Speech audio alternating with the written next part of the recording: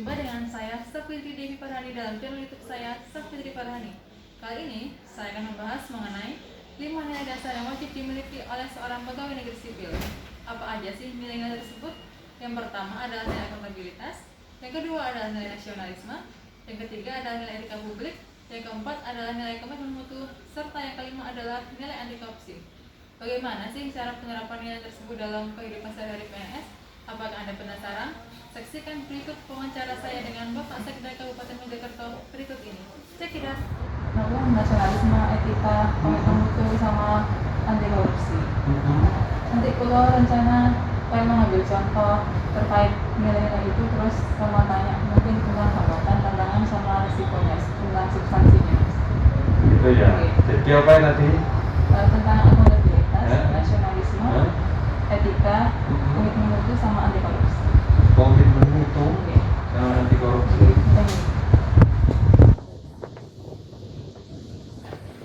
Gimana yang satu tidak mau? Oh, nama Pak. Apa tadi mas? Selamat pagi Pak. Di sini saya ingin menanyakan tentang penerapan nilai dasar PNS di lingkungan pemerintah Kabupaten Mojokerto. Yang pertama saya ingin tanyakan ialah berkaitan dengan nilai akuntabilitas PNS. Sebagaimana yang kita ketahui bahwa sebagai instansi pemerintahan selaku penyelenggara pemerintahan untuk mempertanggungjawabkan pelayanan dan tupoksinya dituangkan dalam bentuk LAKIP atau laporan akuntabilitas kinerja instansi pemerintahan, di mana dengan adanya LAKIP ini bisa dijadikan sebagai tolak ukur untuk mempertanggungjawabkan anggaran yang digunakan untuk pembangunan daerah. Nah, berkaitan dengan hal tersebut, ingin saya tanyakan bagaimana tanggapan Bapak mengenai penilaian LAKIP di Pemkot Mojokerto ini sendiri, dan apa saja kiranya hambatan dan tantangan dalam menerapkan akuntabilitas kinerja di lingkungan instansi ini.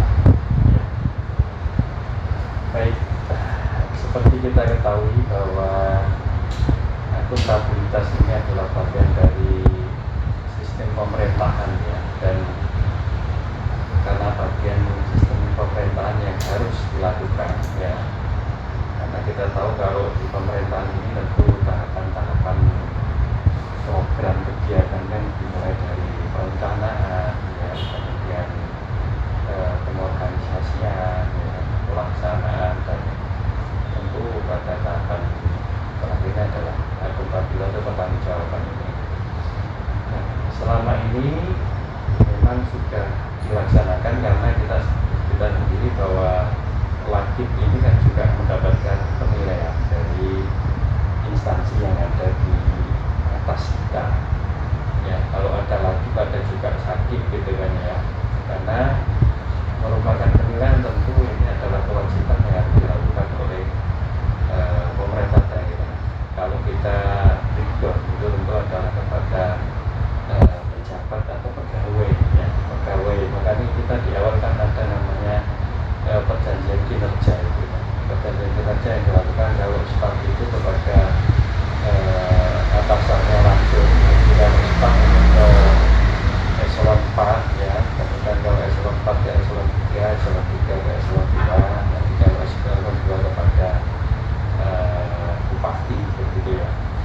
Nah, untuk penerapan selama ini kaitannya dengan akuntabilitas ini, memang sekarang ini kan cenderung menggunakan IT ya, menggunakan pelaporan itu segala macam elektronik ya.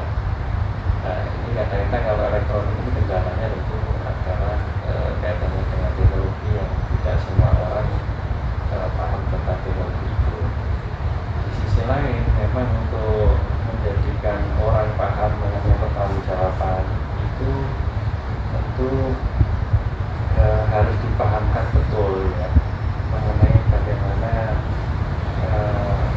format atau bentuk pertanggungjawaban itu. Karena selama ini mungkin yang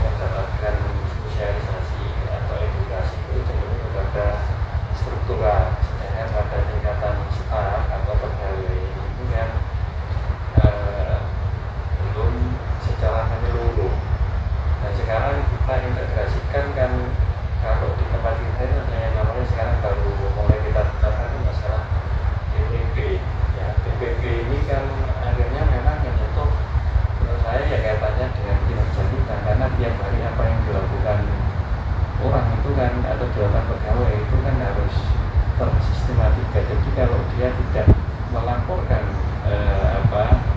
pekerjaannya lah, paling gampangnya contoh kinerjanya, tentu dia tidak akan mendapatkan tambahan penghasilan. Nah, kalau ini sistem ini bisa dilakukan secara terus-menerus, maka sebenarnya akumulasinya adalah mereka tidak akan kesulitan lagi untuk mempertanggungjawabkan kegiatannya atau akuntabilitasnya. Jadi kalau yang dulu itu kan karena tidak tersistematika atau kurangnya edukasi kepada pegawai, maka mereka cenderung ya bekerja masuk gitu aja seolah apa ini tidak dimintai pertanggungjawaban. Ya, jadi yang lebih tahu justru struktural, karena struktural kan seringkali mendapatkan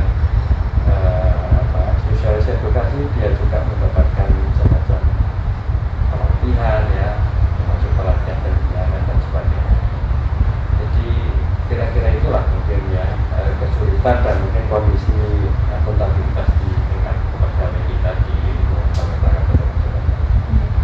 Baik Pak, untuk selanjutnya berkaitan dengan nilai nasionalisme, yang ingin saya tanyakan adalah apakah ASN di lingkup Pemkot ini sudah mengaktualisasikan nilai nasionalisme, dan hal ini sebagai pelaksana kebijakan publik yang senantiasa memenuhi kepentingan publik. Adakah hambatan juga tantangan dalam menerapkan nilai nasionalisme ini Pak?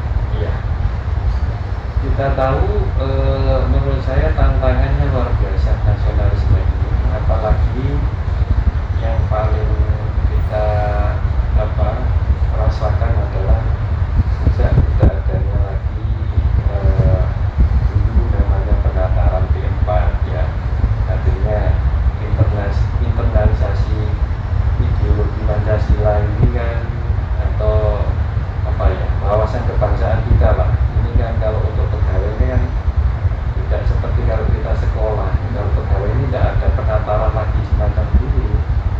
Ya tentu ini tantangan kita yang sekarang ini. Kenapa? Karena sekarang ini kan era globalisasi ya, sehingga nilai-nilai dari luar itu kan gampang sekali masuk ya. Lewat internet, lewat ini kan orang tidak lagi peduli gitu ya. Nah ini makanya kalau di luar kita tentu ini harus kita giatkan lagi, antara lain bagi saya itu tentu melalui upacara kegiatan-kegiatan yang bersifat istilahnya membangun untuk persatuan-kesatuan, kegiatan-kegiatan termasuk menurut saya kegiatan keagamaan itu termasuk juga menanamkan cinta tanah air ya. Nah, Korpri sendiri ya, Korpri Pegawai Republik Indonesia saya pikir bisa ya, makanya sebenarnya untuk penerapan kita menggunakan setiap tanggal 17 menggunakan seragam Korpri, terus kalau bisa kita upayakan apel atau upacara, itu sebenarnya juga kan dalam rangka penanaman jiwa nasional kita yang memang sekarang ini tantangannya luar biasa, dan era modernisasi ini kan arahnya kan justru ke hedonisme ya, aliran materialisme, sehingga orang-orang kadang-kadang nilai-nilai kebangsaan, nilai-nilai kemanusiaan berada di sana itu cenderung ditinggalkan. Makanya ini butuh effort yang cukup ya untuk mengajak pegawai ya agar tetap bisa mencintai Republik Indonesia ini. Berikutnya terkait dengan nilai etika publik Pak, apakah ASN di lingkungan Pemkot ini sudah bisa menerapkan nilai-nilai yang ada dalam etika publik, seperti memberi pelayanan kepada publik dengan jujur, tanggap, tepat, cepat, dan akurat? Ya. Jadi etika publik ini sudah menjadi prasyarat dari pelayanan, karena kita berada di tengah-tengah masyarakat di mana pengawasan terhadap ASN itu tidak saja dilakukan oleh instansi yang lebih atas ya, atau aparat pengawasan, atau yang paling dekat itu adalah aktif ya, para pengawasan internal kita ya, kan kita juga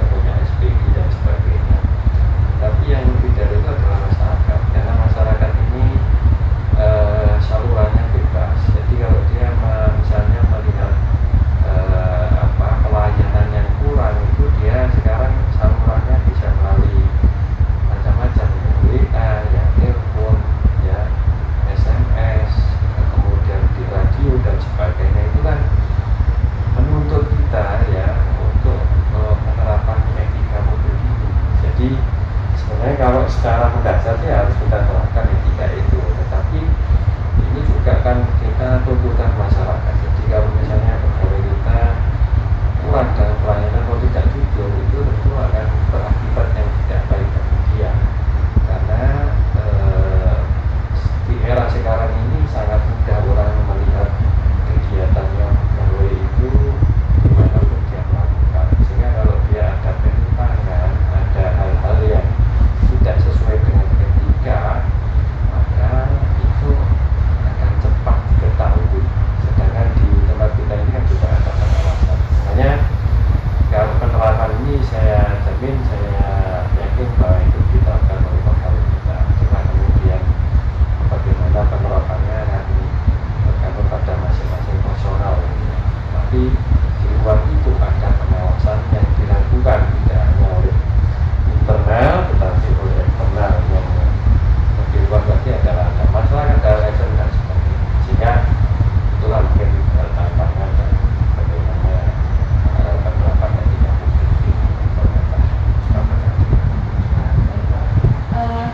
Berikutnya Pak, untuk terkait dengan nilai komitmen mutu, saya ingin mengambil contoh.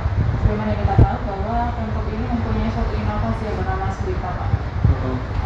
Di mana dengan adanya Swita ini diharapkan dalam melakukan penilaian kinerja lebih transparan dan objektif. Yang ingin saya tanyakan, apakah adanya inovasi ini sudah tepat untuk meningkatkan komitmen mutu pegawai dalam melakukan pelayanan Pak? Iya. Jadi sebenarnya aplikasi Swita lebih khususkan ke TPP, tapi saya ingatkan tadi bahwa TPP itu kan sebenarnya juga sudah bisa mengakomodir dari apa yang dilakukan oleh pegawai tiap saat ya. Jadi tiap hari, di mana, kapan ya, dia melakukan apa, itu sudah terrekod di sana.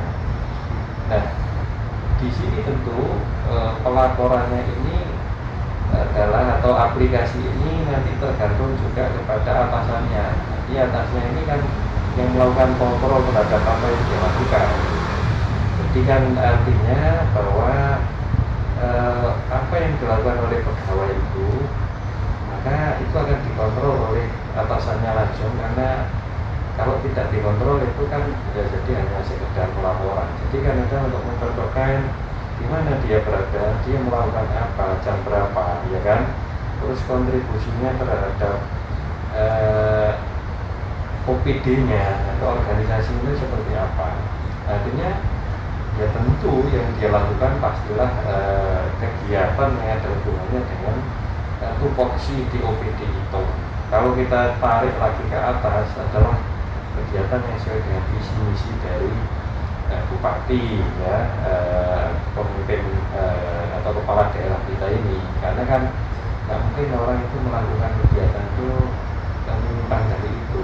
Kalau menyimpang dari itu nggak ada nilainya kan. Kalau nggak ada nilainya ya berarti kan muspro gitu ya, atau kinerjanya tidak ada nilainya sama sekali. Karena sistem pemerintahan kita ini kan tidak bisa terlepas satu dengan yang lain. Jadi visi misi bupati pun akan mengacu pada visi misi gubernur pun visi misinya ke presiden.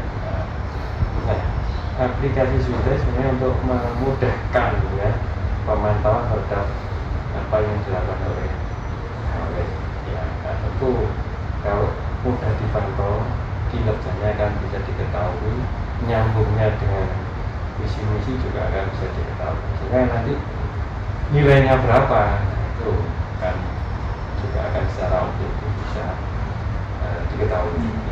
Yang penting adalah sinergi dari pegawai ini dengan jajarannya di atasnya. Karena apalah arti aplikasi ini kalau hanya sekedar diisi tapi tidak ada kontrol atau monitoring dari sampai di atas. Untuk sejauh penerapan Swita ini sendiri Pak, apakah ada hambatan atau tantangan yang ditemui Pak dalam penerapan Swita ini sendiri? Karena aplikasi ini masih relatif baru ya, jadi tentu di sana sini masih ada kekurangan, itu saya pikir wajar ya, karena kita sendiri PWP yang menggunakan aplikasi ini baru tahun ini.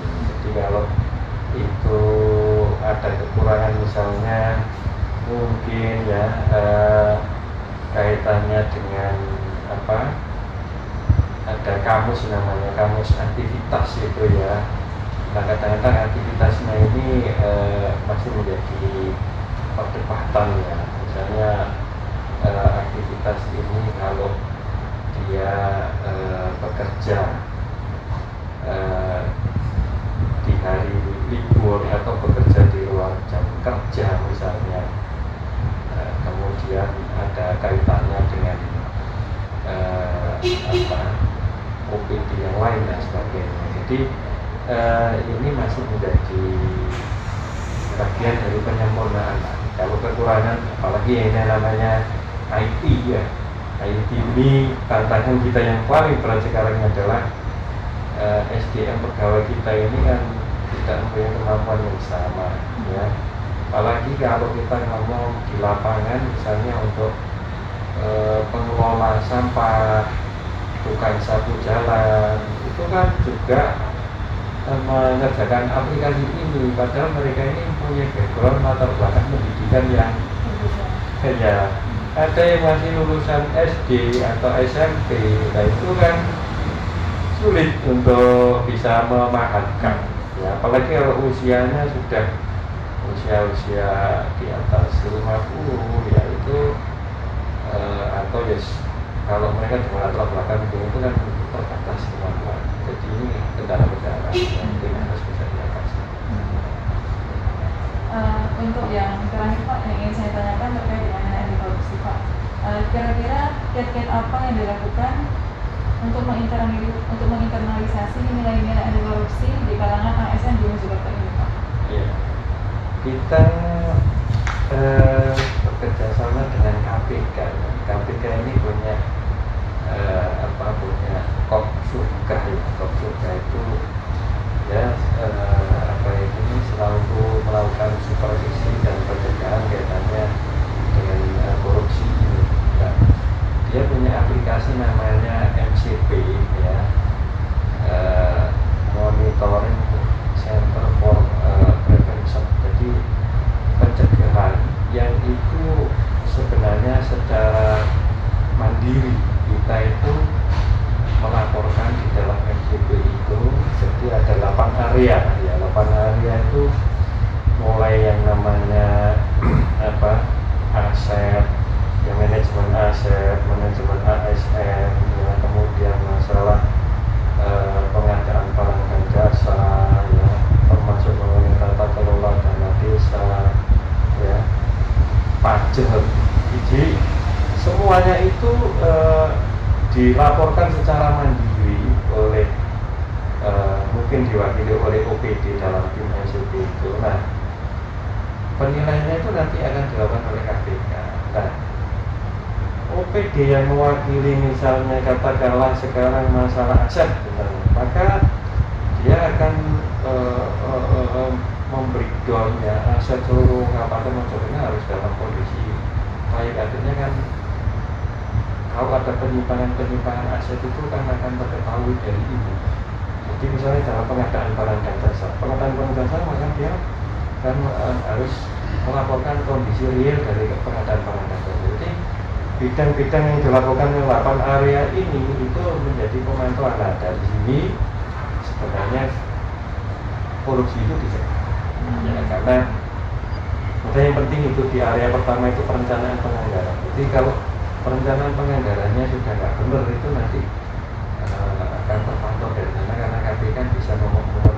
Jadi kita dalam hal ini pencegahan ini adalah bekerjasama dengan KPK ya, terutama dengan satgasnya yang kaitannya dengan Kopsurga itu. Kita masuk di area kalau nggak salah divisinya yang ketiga kalau nggak salah. Jadi itu yang dilakukan dalam rangka pencegahan. Di samping memang saya pikir banyak hal ya yang dilakukan, pelatihan, terus kemudian kita secara on the spot juga melihat langsung beberapa waktu yang lalu kasus-kasus yang ada di sekitar kita, apakah di pemerintah daerah kita, ketika orang melakukan korupsi itu tentu berujung hal yang tidak baik, bahkan juga penjara ya kan, kemudian kena permasalahan dan sebagainya.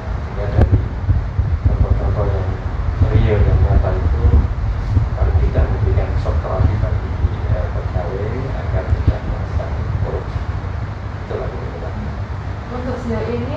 hambatan ataupun tantangan yang ditemui di dalam menerapkan nilai-nilai anti korupsi ini seperti apa? Kalau hambatannya adalah ya kaitannya saya pikir yang paling penting itu adalah kesejahteraan pegawai ya. Makanya kita melaksanakan PPP karena orang kadang-kadang melakukan tindakan korupsi salah satunya adalah berhubungan dengan faktor ekonomi ya, faktor ekonomi untuk bisa mereka tidak korupsi salah satunya bagaimana pemerintah daerah itu meningkatkan kesejahteraan. Harapannya kalau mereka tidak cukup dan tidak bisa meminimalkan tindakan korupsi, ya kan? Kemudian tentu nilai-nilai spiritual gitu ya yang perlu ditanamkan. Makanya kita kan di sini ada kegiatan pengajian setiap Senin, Rabu di masjid kita. Tiap-tiap hari peringatan Hari Besar Islam itu juga dilakukan peringatan dalam rangka untuk supaya mereka ini punya nilai-nilai spiritual yang tinggi sehingga tidak sampai melawan korupsi. Kalau untuk tantangannya sendiri, Pak?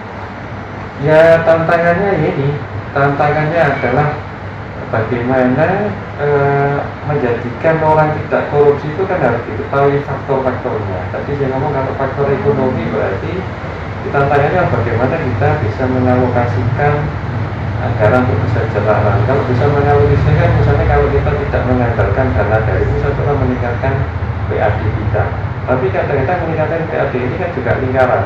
Oleh karena PAD itu artinya petugas pajak khususnya juga harus betul-betul ini bisa bekerja dengan baik. Jadi tantangan adalah bagaimana menjadikan orang tidak korupsi itu misalnya kaitannya dengan kesejahteraan lagi. Kalau yang lainnya ya inilah orang kan mempunyai nilai-nilai yang tidak sama di dalam hidup ini. Nah, tapi nilai yang paling berpengaruh adalah saya pikir spiritual itulah. Ketika orang menyadari bahwa keberadaannya ini kalau dia melakukan korupsi itu ternyata akan menyajikan kesejahteraan masyarakat, maka nilai-nilai ini yang kita tambah. Jadi tantangannya menerapkan nilai-nilai itu, tantangannya meningkatkan kesejahteraan supaya mereka tidak melakukan korupsi. Terima kasih Bapak untuk waktunya, Pak. Bagaimana? Sudah paham bukan mengenai penerapan nilai-nilai ASN beraneka? Semoga video ini bisa menambah wawasan kita semua. Sampai jumpa.